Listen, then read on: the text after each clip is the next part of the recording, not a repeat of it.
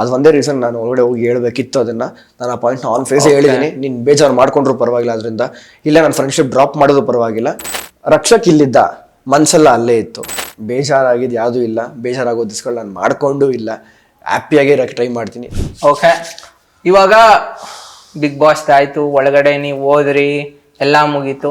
ಆ ಸ್ಪಾಟ್ ಅಲ್ಲಿ ಅವ್ರು 24 hours ಶೂಟ್ ನಡೀಬಹುದು, ಅದನ್ನ 1 hour ಕಂಡೆನ್ಸ್ ಮಾಡಿ 1 hour ಮಾಡ್ತಾರೆ. ಪ್ಲಸ್ ಲೈವ್ ನೋಡೋರು ಲೈವ್ ನೋಡ್ತಾ ಇದ್ರೆ ಒಂಚೂರು ಗೊತ್ತಾಗ್ಬೋದು.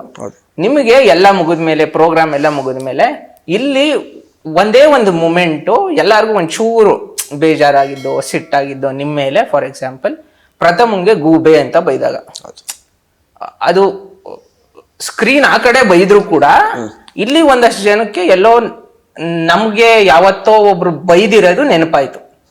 ನಾವೇ ಯಾವ್ದೋ ಒಂದು ಕ್ಯಾಶುಯಲ್ ಸ್ಪಾಟ್ ತಪ್ಪು ಮಾಡ್ಬಿಟ್ಟಿರ್ತೀವಿ, ಅದಕ್ಕೆ ಯಾರೋ ನಮಗ್ ಬೈತಾರೆ, ಅದು ನೆನಪಾಯ್ತು ಅಷ್ಟೇ, ನಮಗ್ ಕಾಣಿಸಿದ್ದು.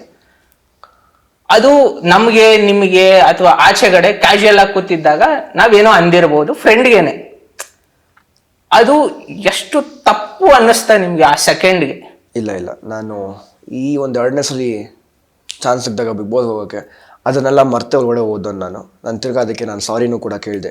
ಅದೊಂದು ಸ್ಟೇಜ್ ಬಂದಾಗ ನಮ್ಗೆ ಹೇಳ್ಕೊಳ್ಬೇಕು ಅಂತ ಬಂದಾಗ ಆ ಥರ ನಾನು ಮಾತಾಡಬೇಕು ಅಂತ ಹೇಳಿದಿದ್ರೆ ರಕ್ಷಕ್ಕೆ ನಾನು 100 ದಿನ ಇದ್ದಿರೋ ನಿಮ್ಮ ಮನೆ ಒಡೆ ಆ ಇಂಟೆನ್ಷನ್ಗೆ ಮನೆ ಒಡೆ ಬಂದವನಲ್ಲ. ಒಂದು ಹೊಸ ಜರ್ನಿ, ಒಂದು ಖುಷಿಯಾಗಿ ಜರ್ನಿ, ಹ್ಯಾಪಿ ಬಿಗ್ ಬಾಸ್ ಅನ್ನೋ ಒಂದು ಟ್ಯಾಗ್ಲೈನ್ಗೆ ಅದಕ್ಕೆ ನಾನು 100% ಕೊಡಬೇಕಂತ ಮನೆ ಒಡೆ ಬಂದವನು. ಅದನ್ನು ನಾನು ಕಂಪ್ಲೀಟ್ ಮಾಡ್ಕೊಂಡು ಒಂದೇ ತಿಂಗಳಿಗೆ ಆಚೆ ಹೋದೆ. ನನಗೇನು ಬೇಜಾರಿಲ್ಲ. ಆ ಒಂದೇ ಒಂದು ಪದದಿಂದ ನಿಮಗೆ ಬೇಜಾರಾಗಿದ್ರೆ ಸಾರಿ ಅಂತ ಅಲ್ಲ, ಸ್ಮಾಲ್ ಕ್ವಶನ್ ಅಲ್ಲ ನಾನು ಅವ್ರಿಗೆ ಹೇಳಿದ್ದು. ಆ ಒಂದು ವರ್ಡಿಂದ ನಾನು ನಿಮಗೆ ಬೇಜಾರಾಗಿದ್ರೆ ಸಾರಿ ಅಂದ್ಬಿಟ್ಟು ಸೆಕೆಂಡ್ ಮಾಡಿ ಹಗ್ ಮಾಡ್ತೀನಿ, ಒಳ್ಳೇದಾಗ್ಲಿ, ದೇವ್ರು ನಿಮ್ಮನ್ನ ಚೆನ್ನಾಗಿ ಇಟ್ಟಿರಲಿ ಅಂತ ಹೇಳ್ತೀನಿ. ನನಗೆ ಅಂದರೆ ಅದನ್ನೇ ಆ ಟೈಮಲ್ಲಿ ಬೇರೆ ನಾನು ಕ್ಯಾಪ್ಟನ್ ಬೇರೆ ಆಗಿದ್ದೆ. ಆ ಟೈಮಲ್ಲಿ ಒಂದು ಪದ ಬರುತ್ತೆ, ಆ ಟೆನ್ಷನ್ಗೋಸ್ಕರ ನಾನು ಅದು ಹೇಳಿದಷ್ಟೇ. ಡ್ರಾಪ್ ಮಾಡ್ತೀನಿ, ಒಳ್ಳೇದಾಗ್ಲಿ ಅವ್ರಿಗೆ. ನಿಜವಾಗ್ಲೂ ಸಾರಿ ಅವ್ರಿಗೆ ಬೇಜಾರಾಗಿದ್ರು. ಪ್ರತಾಪ್ ಅವ್ರೇನಾದ್ರು ಆಚೆ ಬಂದ್ರೆ, ಈಗ ಕ್ಯಾಶುಯಲ್ ಆಗಿ ಕೂತಿದ್ರೆ ಎಲ್ಲಾರು ಫ್ರೆಂಡ್ಸ್ ತರನೇ ಇರ್ತೀರಾ? ಲೈಕ್ ಹೆಗಲ್ ಮೇಲೆ ಕೈ ಹಾಕೊಂಡ್ ಮಾತಾಡಿಸ್ಬೋದೇನೋ? ಖಂಡಿತ ಇಟ್ ಗೋಸ್ ಕ್ಯಾಶುಯಲ್ ಅಲ್ಲ, ಏನಕ್ಕಂದ್ರೆ ಏನೋ ವಾರ್ ನಡೀತಾ ಇದೆ ಅನ್ಸುತ್ತೆ ಅಲ್ಲಿ, ಅದಕ್ಕೆ. ಇಲ್ಲ ಎಂತದು ವಾರು ಅದು ಇಲ್ಲ. ಆಚೆ ಬಂದ್ಮೇಲೆ ಎಲ್ಲರೂ ಚೆನ್ನಾಗಿರ್ತೀವಿ, 100% ಎಲ್ಲರೂ ಚೆನ್ನಾಗಿರ್ತೀವಿ. ನೀವೇ ನೋಡ್ಬೋದು, ಸೋಷಿಯಲ್ ಮೀಡಿಯಲ್ಲಿ ಪೋಸ್ಟ್ಗಳು ಮಾಡ್ತೀವಿ, ಫೋಟೋಗಳನ್ನ. ಆ ಖುಷಿನ ನೀವು ದೊಡ್ಡ ಮಟ್ಟಕ್ಕೆ ಸಂಭ್ರಮ ಮಾಡ್ಬೋದು. ಕೆಟ್ಟು ಮತ್ತೊಂದು ಗ್ರಜ್ಜು ಅದೆಲ್ಲ ಯಾವುದೂ ಇಲ್ಲ. ಯಾಕಂದರೆ ಅಲ್ಲಿ ಯಾರೋ ನಮ್ಮ ಚಿಕ್ಕಪ್ಪನ ಮಕ್ಕಳಾಗಿ ದೊಡ್ಡಪ್ಪನ ಮಕ್ಕಳಾಗಿ ಯಾರೂ ಇಲ್ಲ. ಪ್ರತಿಯೊಬ್ಬರು ಅಲ್ಲಿಂದ ಹೋಗೋದ್ಮೇಲೆ ನಮ್ಗೊಂದು ಫ್ಯಾಮಿಲಿ ಅಂತ ಅನಿಸಿದ್ದು.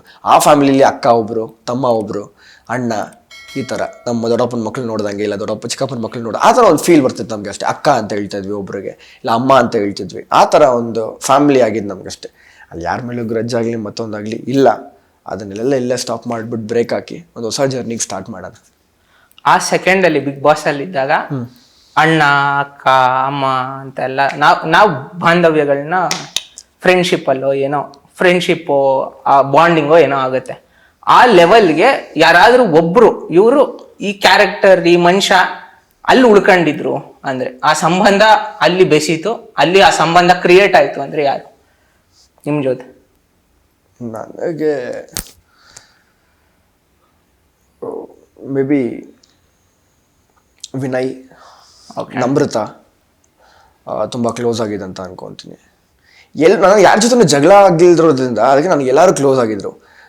ನಾನು ಈ ಸಲ ಹೋದಾಗಲೂ ನೀವು ನೋಡ್ಬೋದು, ನನ್ನ ಎಂಟ್ರಿಗೆ ಪ್ರತಿಯೊಬ್ಬರು ಖುಷಿ ಪಟ್ಟರು, ಪ್ರತಿಯೊಬ್ಬರು ಬಂದು ಹಗ್ ಮಾಡಿದ್ರು. ಆ ಮುಖದಲ್ಲಿ ಎಮೋಷನಲ್ ಕಾಣಿಸ್ತಿತ್ತು. ಬಂದ ತಿರ್ಗಾ ಬುಲೆಟ್ ಅನ್ನೋದು ಒಂದು ಯಾರು ಕಾರ್ತಿಕ್ ಬುಲೆಟ್ ಬಂದಂಗೆ ಖುಷಿ ಆಯಿತು ಅಂತ ಹೇಳಿದ್ರು. ಆಮೇಲೆ ಸಂಗೀತ ಬಂದು ಹಗ್ ಮಾಡಿ ಬಂದ ತಿರ್ಗಾ ಅಸಮರ್ಥರಾಗಿ ಹೋದವನು ಸಮರ್ಥರಾಗಿ ಬಂದ ಅನ್ನೋದು ಅವಳೊಂದು ಹೇಳಿದ್ಲು. ತನಿಷಾ ತುಂಬ ಖುಷಿ ಪಟ್ಲು. ತನಿಷಾ ನೆನ್ನೆ ಇಲ್ಲ ಮೊನ್ನೆ ನಿನ್ನ ನೆನ್ಸ್ಕೊತಾ ಇದ್ದೆ, ಅಂದರೆ ನನ್ನ ಲೋ ಆದಾಗ, ನನಗೆ ಬೇಜಾರಾದಾಗ ನೀನು ಒಬ್ಬನೇ ಬಂದು ಕೇಳ್ತಾ ಇದ್ದಿದ್ದು ಏನಾಯಿತು, ಹೆಂಗಿದ್ಯಾ ಅನ್ನೋದು. ಇಲ್ಲಿ ಅದು ನನಗೆ ಕಾಣಿಸ್ತಲ್ಲ ಯಾರಲ್ಲೂ. ಅಷ್ಟು ಬಾಂಡಿಂಗ್, ನೀನು 1 ತಿಂಗಳಿದ್ರೂ ಅಷ್ಟು ಬಾಂಡಿಂಗ್, ಅಷ್ಟು ಪ್ರೀತಿ ತೊಗೊಂಡೋಗಿದ್ದು. ಬಂದಿದ ತಕ್ಷಣ ನನ್ನ ತಪ್ಕೊಂಡಿದ್ದು.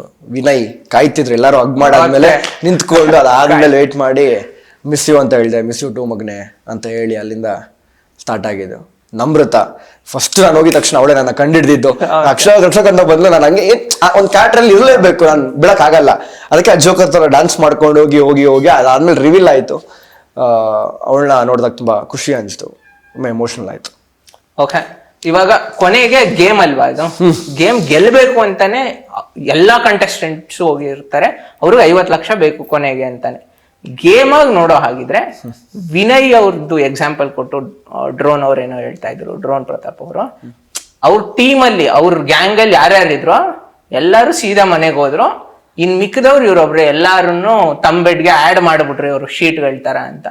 ಸತ್ಯ ಅನ್ಸುತ್ತೆ ಏನಕ್ಕಂದ್ರೆ ಈಗ ಇರೋದು ಒಬ್ರೆ ಅವ್ರ ಜೊತೆ ಅವ್ರುನು ನಮ್ರತಾ ಅವ್ರುನು ಈಗ ಐ ಥಿಂಕ್ ಸೊ ಪ್ರಾಬ್ಲಮ್ ಆಗ್ತಾ ಇದೆ. ಅದ್ರ ಬಗ್ಗೆ ನಿಮ್ಗೆ ಏನ್ ಅನ್ಸುತ್ತೆ? ಯಾರು ಇಲ್ಲ ಅಂದ್ರೆ ಒಳಗಡೆ ಹೋಗಿ ನಾವ್ ಯಾವ್ದೇ ತಂಡ ಕಟ್ಟಬೇಕು ಇಲ್ಲ ಗುಂಪು ಕಟ್ಟಬೇಕು ಅಂತ ಒಳಗಡೆ ಓದೋರಲ್ಲ, ಆ ಒಂದು ಮಾತುಗಳು ನನಗೆ ಯಾರ ಜೊತೆ ಸಿಂಕ್ ಆಗುತ್ತೆ ನನ್ನ ಮಾತುಗಳು. ಯಾಕಂದ್ರೆ ನಾನು ಎಲ್ರೂ ಮೈಂಡ್ಸೆಟ್ ಒಂದೇ ಥರ ಆಗಿರಲ್ಲ. ನಾನು ಯಾವುದೋ ರೀತಿ ಹೇಳೋದು, ಅವ್ರು ಯಾವುದೋ ರೀತಿ ಅರ್ಥ ಮಾಡ್ಕೊಳ್ಳೋದು. ನಂದು ವಿನಯ್, ನಮ್ರತಾ, ಸ್ನೇಹಿತ್ ಮೈಕಲ್, ಇಶಾನಿ, ನಮ್ದೆಲ್ಲ ಬಂದು ಮೈಂಡ್ಸೆಟ್ ಹೆಂಗೆ ಹೇಳಿದ್ರೆ ನಾವು ಅರ್ಥ ಮಾಡ್ಕೊತೀವಿ. ಹಾರ್ಷಾಗಿ ಹೇಳಿದ್ರು ಓಕೆ, ಇಲ್ಲ ಸಾಫ್ಟಾಗಿ ಹೇಳಿದ್ರು ಓಕೆ. ಅದೇ ಒಂದು ಮೈಂಡ್ಸೆಟಲ್ಲಿ ಇರೋದ್ರಿಂದ ನಮ್ಮ ಮಾತುಗಳು ನಮ್ಗೆ ಅಡ್ಜಸ್ಟ್ ಆಗುತ್ತೆ ಅಷ್ಟೇ.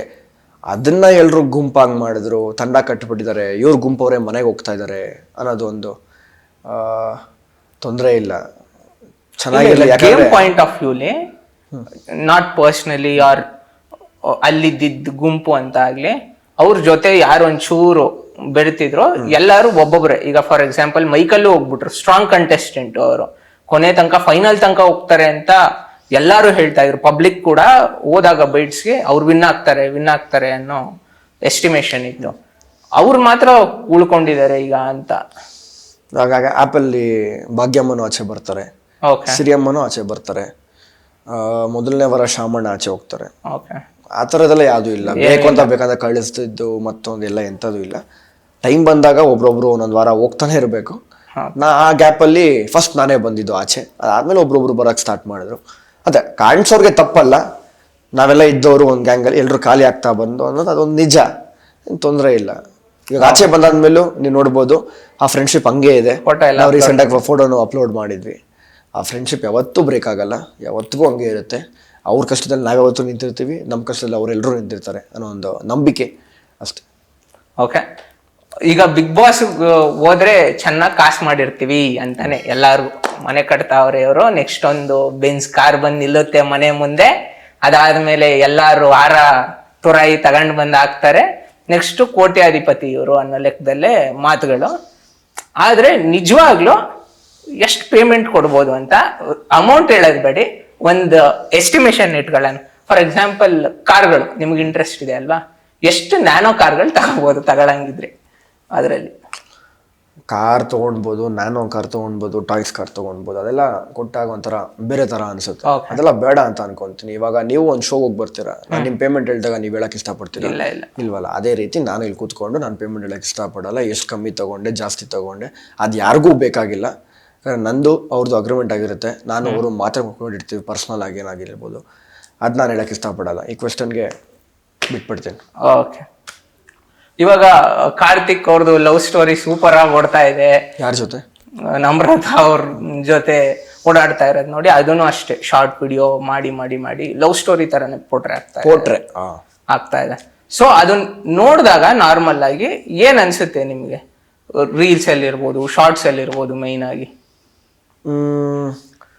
ಕಾರ್ತಿಕ್ದು ಯಾವ್ದು ಇಂಟೆನ್ಷನ್ ಇಂದ ಮಾಡಿದ್ದಲ್ಲ ಕಾರ್ತಿ. ಇಲ್ಲ, ನಮ್ಮೂನು ಯಾವ್ದು ಇಂಟೆನ್ಷನ್ ಇಟ್ಕೊಂಡು ಮಾಡಿದ್ದಲ್ಲ. ಒಂದು ಕಂಫರ್ಟಬಲ್ ಫೀಲ್ ಅನ್ಸ್ತಿದೆ ಅಂತ ನಮ್ಮೂನು ಹೇಳ್ತಾಳೆ. ಅದಕ್ಕೋಸ್ಕರ ಅಲ್ಲಿಂದ ಅವ್ರಿಬ್ಬರದೇನೋ ಅಂದ್ರೆ ಒಳಗಡೆ ನಡೆಯೋ ಸಿಚುವೇಶನ್, ಹೊರಗಡೆ ಏನ್ ಗೊತ್ತಾಗ್ತಿದೆ ಅನ್ನೋದು ಅವ್ರಿಗೆ ಗೊತ್ತಿರಲ್ವಲ್ಲ. ಅದಕ್ಕೆ ನಾವು ಹೋಗಿ ನಾನು ಓಪನ್ ಆಗಿ ಹೇಳ್ದೆ, ನೀನ್ ಕರೆಸಿರೋದು ಇಷ್ಟ ಆಗ್ತಾ ಇಲ್ಲ, ಆ ಥರ ಒಂದು ಕೈ ಇಟ್ಕೊಂಡಿರೋದಾಗ್ಲಿ ಮತ್ತೊಂದಾಗ್ಲಿ. ಯಾಕಂದ್ರೆ ಅದೇ ಫೋಟೋಸು ಜಾಸ್ತಿ ಆಚೆ ಬರ್ತಿರೋದ್ರಿಂದ, ಸೋಷಿಯಲ್ ಮೀಡಿಯಾದಲ್ಲಿ ಜಾಸ್ತಿ ಹೈಲೈಟ್ ಆಗ್ತಿರೋದ್ರಿಂದ ಅದು ಒಂದೇ ರೀಸನ್ ನಾನು ಒಳಗಡೆ ಹೋಗಿ ಹೇಳ್ಬೇಕಿತ್ತು. ಅದನ್ನ ನಾನು ಆ ಪಾಯಿಂಟ್ನ ಆನ್ ಫೇಸ್ ಹೇಳಿದ್ದೀನಿ. ನೀನು ಬೇಜಾರು ಮಾಡ್ಕೊಂಡ್ರು ಪರವಾಗಿಲ್ಲ ಅದರಿಂದ, ಇಲ್ಲ ನನ್ನ ಫ್ರೆಂಡ್ಶಿಪ್ ಡ್ರಾಪ್ ಮಾಡೋದು ಪರವಾಗಿಲ್ಲ. ಯಾಕಂದರೆ ಏನಂತಾರೆ, ಇವಾಗ ಸಿನಿಮಾದವರು ಅಂದರೆ ವಿಷನೇ ಬೇರೆ ಥರ ಇರುತ್ತೆ, ನಮ್ಮ ಫ್ಯಾಮಿಲಿ ಅವ್ರದ್ದು ಮತ್ತೊಬ್ರದ್ದು ನೋಡೋದು ನಮ್ಮ ರೀತಿನೇ ಬೇರೆ ಥರ ಇರುತ್ತೆ, ಇವ್ರು ಇದೇ ಥರ ಅನ್ನೋದಾಗಿರುತ್ತೆ. ಅದಕ್ಕೆ ಅದನ್ನ ದಯವಿಟ್ಟು ಇಲ್ಲಿ ಕ್ರಿಯೇಟ್ ಮಾಡ್ಕೊಳಕ್ಕೆ ಹೋಗ್ಬೇಡ ನೀನು ನಿನ್ನ ಕ್ಯಾರೆಕ್ಟರ್. ಯಾಕಂದರೆ 100 ದಿನ ನೀನು ಕಾಪಾಡ್ಕೊಂಡು ಬಂದಿದ್ಯಾ, ಯಾವುದೋ 1-2 ವಾರಕ್ಕಿಂತ ಹಾಳು ಮಾಡ್ಕೊಳ್ಳೋದು ಬೇಡ. ಯಾಕಂದರೆ ಫಸ್ಟೇ ನಮ್ಮನ್ನ ಗುಂಪು ಅಂತ ಸೇರಿಸ್ಬಿಟ್ಟಿದ್ದಾರೆ, ಆ ಗುಂಪಲ್ಲೇ ಬೇರೆ ಬೇರೆ ಥರ ಕ್ಯಾರೆಕ್ಟರ್ಗಳು ಕೊಟ್ಬಿಟ್ಟಿದ್ದಾರೆ ನಮಗೆ ಹೆಸರು. ಅದ್ರ ಜೊತೆ ಇದೊಂದು ಬೇಡ, ಇದನ್ನ ಇಲ್ಲೇ ಕಟ್ ಮಾಡು. ನೀನು ಬೇಜಾರು ಮಾಡ್ಕೊಂಡ್ರೆ ನಂಗೆ ತೊಂದರೆ ಇಲ್ಲ, ನಾನು ಇವಾಗಲೇ ನಿನ್ನ ಮಾತಾಡ್ಸಲ್ಲ. ಬೇಕಾದ್ರೆ 3 ದಿನ ಹೋಗೋ ಗಂಟೆನೂ ನಿನ್ನ ಮಾತಾಡ್ಸಲ್ಲ. ನಿನ್ನ ಮೇಲೆ ಬೇಜಾರಾಗಿದ್ರು ತೊಂದರೆ ಇಲ್ಲ, ನಿನಗೆ ಹೇಳ್ತೇನೆ ಆನ್ ಫೇಸು. ನೀನು ಅರ್ಥ ಮಾಡ್ಕೊಳಂಗಿದ್ರೆ ಅರ್ಥ ಮಾಡ್ಕೊ ಅಂತ ಹೇಳಿದ್ದು. ಅದ್ಮೇಲೆ ನಾನೇ ನನ್ನ ಕಣ್ಣಾರೆ ನೋಡಿದೆ, ಸ್ವಲ್ಪ ಅವಾಯ್ಡ್ ಮಾಡ್ತಿದ್ದು. ಕಾರ್ತಿಕ್ಗೂ ಹೇಳಿದೆ ನಾನು, ಕಾರ್ತಿಕ್ ಆನ್ ಫೇಸ್ ಹೇಳಿದೆ ನಾನು. ಕಾರ್ತಿಕ್ ಕೂಡ, ಕಾರ್ತಿಕ್ ಬೇಡ ಆಚೆ ಬೇರೆ ಥರ ಕಾಣಿಸ್ತಿದೆ, ಇಲ್ಲ ಡ್ರಾಪ್ ಮಾಡಿಬಿಡು ಅಂತ. ಕಾರ್ತಿಕ್ಗೆ ಅದು ಬೇಡ ಅಂತ ಅನ್ಕೊಂತೀನಿ. ಯಾಕೆಂದರೆ ಕಾರ್ತಿಕ್ ಗರ್ಲ್ ಫ್ರೆಂಡ್ ಇದ್ದಾರೆ ಆಚೆ, ನಮ್ರತಾನೇ ಹೇಳಿದ್ದಾರೆ ಒಳಗಡೆ ಇದ್ದಾಗ ಕಾರ್ತಿಕ್ ಆಲ್ರೆಡಿ ಗರ್ಲ್ ಫ್ರೆಂಡ್ ಇದ್ದಾರೆ ಅಂತ. ಅದಕ್ಕೋಸ್ಕರ ತೊಂದರೆ ಇಲ್ಲ, ಅದು ಸಾಲ್ವ್ ಆಗಿದೆ, ಮುಗ್ದಿದೆ, ಒಳ್ಳೇದಾಗಲಿ. ಯಾವುದೇ ಇಂಟೆನ್ಷನ್ ಇಟ್ಕೊಂಡು ಇಬ್ಬರು ಮಾಡಿದಂತ ಅಲ್ಲ, ಅದು ಆ ಥರ ಪೋಟ್ರೆ ಆಯಿತು. ಅವರಿಬ್ಬರದ್ದು ಫ್ರೆಂಡ್ಶಿಪ್ಪು ಯಾವುದೇ ಕಪಲ್ಸ್ ಆಗಲಿ ಇಲ್ಲ ಹೊಸ ರಿಲೇಷನ್ಶಿಪ್ ಆಗಲಿ ಎಂಥದ್ದು ಇಲ್ಲ. ಪ್ರತಿಯೊಬ್ಬರಿಗೂ ಫ್ಯಾಮಿಲಿ ಅನ್ನೋದಿದೆ. ಇದೇನು ಟ್ರೋಲ್ ಮಾಡ್ತಾ ಇದ್ದೀರಾ ಮತ್ತೊಂದಾಗಲಿ, ಅವರಿಂದ ಒಂದು ಫ್ಯಾಮಿಲಿ ಇದೆ, ಒಂದು ಹೆಣ್ಮಗು, ಅದು ಅವ್ರಿಗೊಂದು ಕೆರಿಯರ್ ಇದೆ. ಆ ಕೆರಿಯರ್ ಸ್ಪಾಯ್ಲ್ ಆಗೋದು ಬೇಡ. ಹುಡುಗರು ಅಂದರೆ ಎಲ್ಲೋ ಒಂದು ಕಡೆ ನಾವು ತಡ್ಕೊಬೋದು, ಅದು ಹುಡುಗಿ ಆಗಿರೋದ್ರಿಂದ ದಯವಿಟ್ಟು ಆ ಥರ ಪೋಟ್ರೆ ಮಾಡಿ ಬೇರೆ ಥರ ತೋರಿಸ್ಬೇಡಿ, ಶೋಕೇಸ್ ಮಾಡಬೇಡಿ, ರಿಕ್ವೆಸ್ಟ್. ಓಕೆ, ನೀವೇನಾದರೂ ಮತ್ತೆ ಬಿಗ್ ಬಾಸ್ಗೆ ಹೋಗೋ ಆಗಿದ್ರೆ ಏನನ್ನು ಚೇಂಜ್ ಮಾಡ್ಕೊತೀರ? ಮತ್ತೆ ಚಾನ್ಸ್ ಕೊಟ್ಟರು ಹೋಗಿ ಬನ್ನಿ ಅಂತ. ಸಾಕು, 1 ತಿಂಗಳು ಹೋಗಿದ್ದಲ್ಲ, ಅದೇ ಖುಷಿ ಇದೆ ನನಗೆ. ತಿರ್ಗಾ 3 ದಿನ ಕಳಿಸಿದ್ದು ನಿಜವಾಗ್ಲೂ ಖುಷಿ ಇತ್ತು.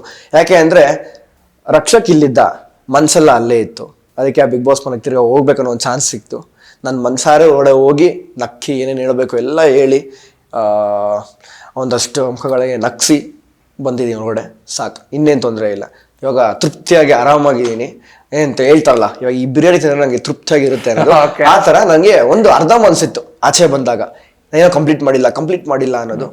ಇವಾಗ ಹೊರಗಡೆ ಹೋಗಿ ಬಂದಾದ್ಮೇಲೆ ನಿಜವಾಗ್ಲೂ ಕಂಪ್ಲೀಟ್ ಆಗಿದೆ ಅಂತ ಅನಿಸ್ತು. ಮನ್ಸಾರೆ ತುಂಬ ಖುಷಿಯಾಗಿದ್ದೀನಿ. ತಿರ್ಗಾ ಮತ್ತೊಮ್ಮೆ ಬಿಗ್ ಬಾಸ್ ಸ್ಟೇಜ್ಗೆ ಥ್ಯಾಂಕ್ಸ್ ಹೇಳಕ್ಕೆ ಇಷ್ಟಪಡ್ತೀನಿ. ಓಕೆ, ನೀವು ಯಾವಾಗಲೂ ಸಿಟ್ಟು ಬಂದರೆ, ಕೋಪ ಬಂದರೆ, ಬೇಜಾರಾದರೆ ಸಾಂಗ್ಸ್ ಕೇಳ್ತೀನಿ ಅಂದರೆ, ನೀವೇನಾದರೂ ಆಚೆ ಹೋದ್ರೆ ಫ್ರೆಂಡ್ಸ್ ಜೊತೆ ಹೋಗ್ಬಿಡ್ತೀರಾ, ಒಬ್ಬರೇ ಸೈಲೆಂಟ್ ಆಗಿ? ಒಬ್ಬನೇ ಯಾವತ್ತೂ ಹೋಗಲ್ಲ. ನನಗೆ ಮಾತಾಡ್ತಾ ಇರಬೇಕು, ಏನಾದರೂ ಹೊಸ ಟಾಪಿಕ್ಗಳು ತಿಳ್ಕೊತಾ ಇರಬೇಕು, ಇಲ್ಲ ಕ್ಯಾಶುವಲ್ ಆಗಿ ಮಾತಾಡ್ಕೊಂಡು ಹೋಗ್ತಾ ಇರಬೇಕಲ್ಲ. ನಾನು ನನ್ನ ಫ್ರೆಂಡ್ಸ್ ಎಲ್ಲ ಇದ್ದೇ ಇರ್ತೀವಿ, ಒಂದು 3 ಜನ 4 ಜನ. ನನ್ನ ಥಾರ್ ಆಗಿರೋದ್ರಿಂದ ಒಂದು 4 ಜನ ಆರಾಮಾಗಿ ಕಂಫರ್ಟಬಲ್ ಆಗಿ ಕೂತ್ಕೊಂಡು ಸಾಂಗ್ ಚೆನ್ನಾಗಿ ಪ್ಲೇ ಮಾಡಿಕೊಂಡು ಆರಾಮಾಗಿ ಆಡ್ಕೊಂಡು ಜರ್ನಿ ಕಂಟಿನ್ಯೂ ಮಾಡಿಕೊಂಡು, ಒಂದೊಂದ್ಸಲ ನಾವು ಅವ್ರಿಗೆ ಸಿಕ್ಕಿರಲ್ಲ, ಅವರು ನಮಗೆ ಸಿಕ್ಕಿರಲ್ಲ, ಇದನ್ನೆಲ್ಲ ಆಯಿತು, ಹಿಂಗೆಲ್ಲ ನಡೀತು, ಹಿಂಗೆ ನಡೀತಿದೆ ಇವಾಗ ಪ್ರೆಸೆಂಟು ಅನ್ನೋದು ಮಾತಾಡ್ಕೊಂಡು ಹೋಗ್ತಾ ಇರ್ತೀವಿ. ಒಬ್ಬನೇ ಎಲ್ಲೂ ಹೋಗಲ್ಲ. ತುಂಬ ಬೇಜಾರಾದಾಗ ಒಬ್ಬನೇ ರೂಮಲ್ಲೇ ಕೂತ್ಕೊತೀನಿ. ಬೇಜಾರಾಗಿದ್ದು ಯಾವುದೂ ಇಲ್ಲ, ಬೇಜಾರಾಗೋ ದಿಸ್ಗಳು ನಾನು ಮಾಡಿಕೊಂಡು ಇಲ್ಲ, ಹ್ಯಾಪಿಯಾಗಿ ಇರೋಕ್ಕೆ ಟ್ರೈ ಮಾಡ್ತೀನಿ. ತುಂಬ ಮನ್ಸಿಗೆ ಬೇಜಾರಾದಾಗ ಒಂದಷ್ಟು ಸಾಂಗ್ಗಳು ಕೇಳಿಕೊಂಡು ಸೈಲೆಂಟಾಗಿ ಹೋಗ್ತೀನಿ. Beat plus Karnataka.